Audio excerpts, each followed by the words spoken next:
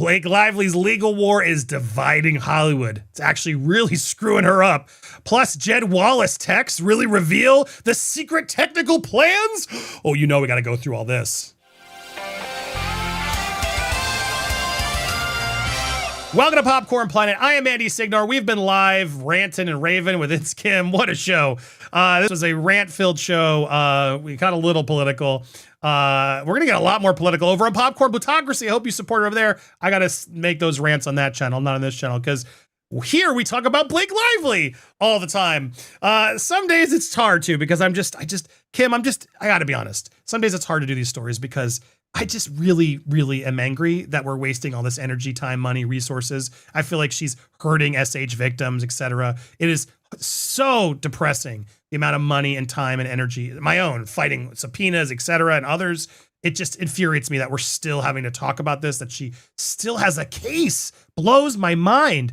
So I do want to, I am invested. We are going to continue it. But this doesn't surprise me, Kim. The legal war is now dividing Hollywood. No one leaves clean. This annoys me because it's frustrating that people are mad at Justin. Like it's Justin's fault for defending himself. I do find that very annoying, as most people talk. But I'm at least happy to hear Blake and Ryan are also part of it. I'm glad that they're at least getting the bad mojo as well. Now, here's what's interesting. So a lot of this is recapping what we know, but there's a couple key parts that we didn't really talk about here. Kim, specifically, right? There's one where it's still being implied that she may be invited to Taylor Swift's wedding. Is that correct? Yes. The quote is that Taylor is hesitant to invite Blake Lively to her wedding, which I'm like, that kind of implies that it's on the table in some capacity. That is surprising to me. Yes, the source adds that Swift has some hesitation about her upcoming wedding. Can you imagine? It would trigger immediate. Yeah, I mean, they would leak it. Yes, it would. How could you trust them to show up? Like, that'd be nuts if she sort of is like, we're still friends and she's at the wedding. I don't think she can stomach that much bad press. Can you? Taylor Swift's too slot. She can't handle that. I mean, bluntly put, though, I will say this should be about her and Travis. Like, her wedding day should be about her and Travis. If there is one day of your life that it is about you and your partner, it's that day.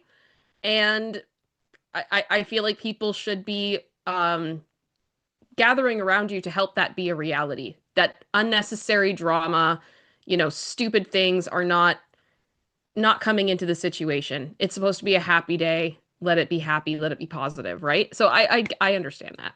That's the way it should be. I don't know if it would be possible for them to go to the wedding at this point. Yeah, I mean, Travis has unfollowed Ryan on Instagram. We know that at this point, so it seems unbelievable. Now, another interesting thing as we learn more, because there were those Matt Damon texts along with his wife Luciana, and Damon said they'd help any way they can. According to the source, though, Damon and Luciana aren't close friends with Lively, and while they have been supportive through the whole situation, they don't love that their texts are public. Gee, you think? What a surprise that Matt Damon is now upset that the texts have gone public. When I read those texts, I didn't blame Matt Damon at all. I mean, Matt Damon was just kind of stuck in a group chat. He's got to be nice because it's like one of many Ben Affleck's exes in a way. I don't know. He's just got to be nice. Allegedly. So he's got to be nice to all of Ben's ex love interests in film, only allegedly. And so I'm sure he was just being a nice guy. Everything I've heard about Matt Damon is he's actually a very nice, just professional guy. And I'm sure he had no clue. And when you read those texts too, it's Blake once again leading the witness, talking about how much of a D-bag Justin is. I can't imagine Luciana and Matt aren't reading these now and going, oh, damn, why'd she rope us into this? Again, more egg on her face, just blowing up in her face, and why now everybody's going to never want to text Blake Lively again. Can you imagine being a celebrity and being like, oh, go text Blake? I'll just call her. You know what I mean? Like, that's got to be tough for a celebrity to get over, no, Kim? You know what? I do understand. I know a lot of people are like, poor them. But it's like, it is an invasion of your privacy to have your private messages released to the world. I understand why it's happening. And because it's relevant to the case. And bluntly put, I feel like people that are going, well, Justin's made all of these texts public. It's like, yeah, Blake Lively sued him. if she hadn't sued him, she wouldn't be subject to discovery. So we could start there. Like, it's such a stupid argument. And I think this is going to be a case that Hollywood will remember for a long time. Oh yeah, I mean here's the source from Affleck, Ben Affleck's standpoint. The feeling is frustration. A source from Affleck and Damon Circle tells us there's a sense of, why am I being dragged into this? It's created unnecessary stress and irritation, and people feel like it's become a black hole. Even those who have nothing to do with it are worried about getting mentioned or dragged into public speculation.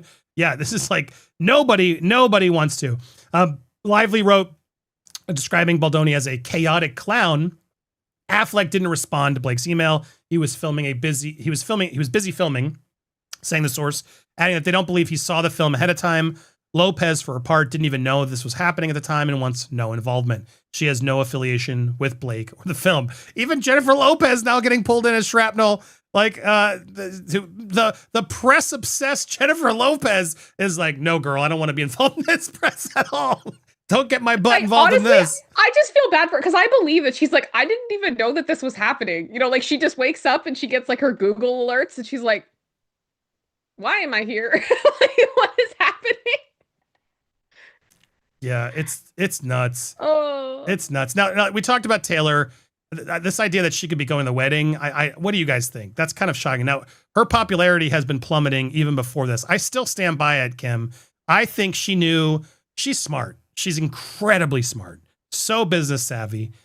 I still firmly believe, and she's not going to, I don't think she'll ever admit it. They rushed out that release of the album and everything else to make sure it was out before any public text had to come out. And maybe there was even a conversation with Blake of, I'm releasing this album, I'm getting out. You better not, I don't want anything dropping. Even if Swift's dad called Baldoni, that was over the summer, right? There may have been a conversation of like, look, we'll give you this, but we got an album dropping. We're going to push it up. We're going to get it out this fall. Can we please make sure that we are not involved and nothing happens until so-and-so date? There could have been a lot of options that came in that potentially were trying to help her. Because, you know, that album came in and out before the real juicy stuff dropped. And so, I don't know. It's hard to not think that wasn't arranged, knowing how much of a mastermind Taylor is. I see why you think it. I do. And I do see where you're coming from. It's funny as we look at like these reports about her popularity waning, there's a part of me that kind of goes like, I think we're going to get a better idea of how what her reputation is and those types of ratings in the next quarter, because as it says in those articles, these were the numbers that came out before the text messages dropped. And I think we have had a very oversaturation of Taylor Swift over the past couple of years, between the Eras tour and the Tortured Poets and then Life of a Showgirl and stuff being in theaters. Like, there's been a lot of Taylor Swift, right? And that's great for her fans, but it's also just a lot. And anytime I think you have a celebrity that is just absolutely everywhere for an extended period of time, people are like, okay, that's enough. And I'm wondering if we're kind of in that oversaturation period with her, that people are just kind of like, enough is enough. Yes. And then this just made it way more complicated. 1,000%, which is, again, smart. She got the album out. She did her press tour. Boom, going to go get married. See you later. Dip out. I wouldn't be surprised if she goes and has a kid or something. They've talked about that. The perfect time to like go focus on family, take a break, and then come back. And honestly, I think if she does that, it'll be more well received. Now, let's talk about Jed Wallace. This is the tech guy who everyone was like, why was he getting paid so much? What did he do for $90,000? He's the one that many are saying was the one who was creating all the smear campaign, the retaliation, orchestrating bots, what have you. What's interesting is this, I guess, is a transcript of like a voicemail that we're looking at. Yes, it's a transcript. The text that you're seeing on screen is a transcript of a voice memo that was left by Jed Wallace. Yeah. It's interesting because to me, he is showing why he's worth the money, because he just clearly knows the tech stuff, and he's explaining Wikipedia, which for those who don't know, he's spot on. Apparently they're talking about Justin's page getting edited in Wikipedia and what that means. And there's interesting insight on what he's saying. I want to read this part. Wikipedia, I think we shared this early on. Wikipedia is a minefield. The way it works is, even if you've your own page, you don't have enough legacy juice, which is what they determine which editors who have been editing Wikipedia the longest have the most traction and their editors stick. Meaning you can't edit your own Wikipedia page unless you've been a member of Wikipedia and in their system for decades. And anybody else new, it doesn't matter if it's your own Wikipedia page, their long-term legacy editors get treatment over just everybody else, which then creates sort of who gets that control? anybody that's in there vandalizing pages is likely somebody. It's most likely somebody that has, and this is the conundrum with Wikipedia, because it's such a corrupt, fraudulent space. It's so connected with SEO and Google that this is why it's being attacked. But when the interesting thing is that the people that are vandalizing your page have more leverage than you do. So all you're going to do is see that you're trying to see them. All they're going to see is you trying to change things, and you're trying to change a story that, again, is not to be changed yet. Can't be right. You can knick-knack a few things, but the thing is to go back and use it against you. They're going to track you. And so all of a sudden what happens is in Reddit, now you have people that's saying Steve Sarowitz is trying to change the story, blah, blah, blah, right? Just again, sum that up. He's saying these Brian and Blake, they're more powerful. They have more access to actually go terrorize and change the page. You have to actually be somebody with serious access to have the kind of legacy juice that that's used against others on Wikipedia, is what he's implying, is how I read it.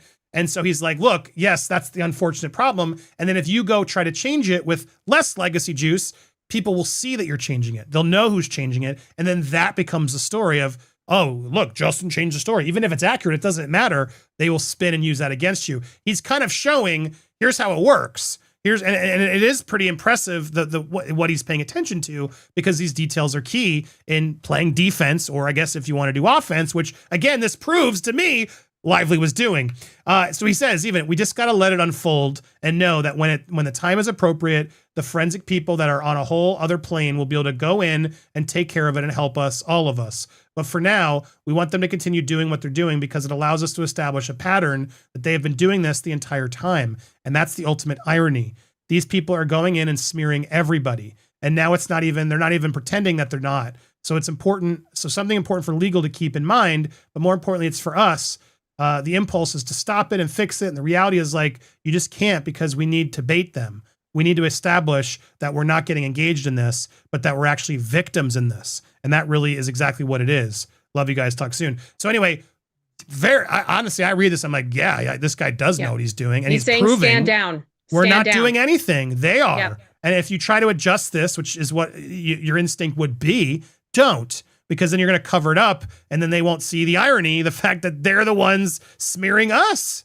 Mm-hmm. So even the elusive Jed Wallace and everything that's coming out of it, yeah, it's just showing he knows what he's doing, but he's also being very careful, and he's documenting the fact that they aren't out there trying to smear any Wikipedia pages. They're getting their pages smeared, and they're making sure it stays that way so that they can actually use that to their advantage, I assume, in a courtroom. So fascinating stuff coming in there, because we haven't got to be able to hear a lot from him. And big shout out to Clark. I saw this on Reddit. He brought it, and I mean, Clark has been amazing with this whole community bringing evidence forward. So appreciative of him. So great thank you dude. so Got much. to hang with him and hearing. Thank you, Clark, for all the work you're doing rushing to get those and I think files. this is going to be one of the things that it's like, we had so much evidence drop. There's going to be things that people miss, and then they find, and it's like, oh, this is new, this is different, and this really gives more perspective and context to the story. So I love seeing when stuff like this comes out, and it's like, oh, that is interesting. So yeah, we will keep the interesting stuff coming. We'll keep the rants over on the other pages and the other channels. But if you want to see it, make sure you go over to popcornplant.com, click sign up over there, become a member today. That's where the doc will be debuting. Lots more stuff coming your way, and it helps directly support our content and our investigations, etc. So thank you all for watching. Make sure you subscribe to It's Kim, and stay tuned if you're watching live. We got a lot more to talk about, but if you're watching on the replay, hit the subscribe and watch the other videos on the channel.